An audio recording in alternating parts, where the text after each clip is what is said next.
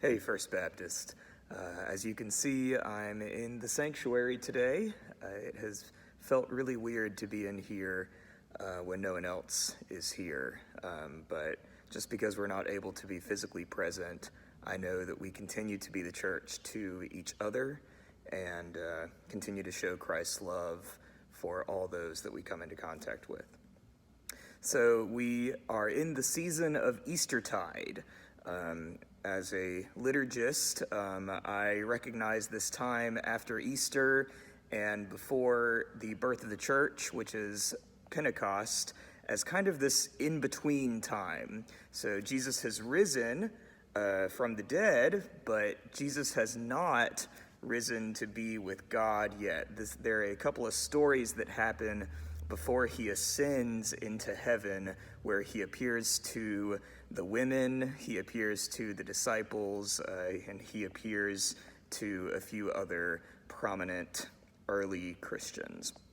One of those times was when Jesus appeared to all of the disciples, the remaining disciples, except for Thomas. For some reason, Thomas was not there when Jesus first appeared to the rest of the disciples, and so when the disciples told Thomas about that, Thomas said, "I need to see to believe." That story actually comes out of John 20. I'm going to read just a few verses from that. John 20, verse 24. Now Thomas, one of the 12, was not with the disciples when Jesus came. So the other disciples told him, "We have seen the Lord." But he said to them, "Unless I see the nail marks in his hands, and put my finger where the nails were, and put my hand into his side, I will not believe it." A week later, his disciples were in the house again, and Thomas was with them. Though the doors were locked, Jesus came and stood among them and said, "Peace be with you." Then he said to Thomas, "Put your finger here, see my hands. Reach out your hand and put it into my side. Stop doubting and believe." And Thomas said, "My Lord, I do believe." Sometimes it's hard to believe that life will return back to normal. We're in a state of uncertainty right now where nobody quite knows exactly what's around the corner.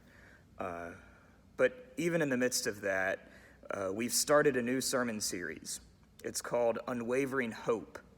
And so I wanted to share some of that hope with you. You might not have seen everything that I've seen, and I might not have seen everything that you've seen. But I'm sure that we have seen God continue to work among us. I remember just last week, PT's Grill provided meals for our homeless ministry on Tuesday nights.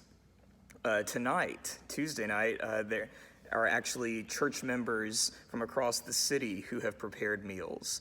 And that ministry is going to continue going strong every single week. I take hope from that. I'm not going to see the people who are being served tonight, but I know that God is working among them.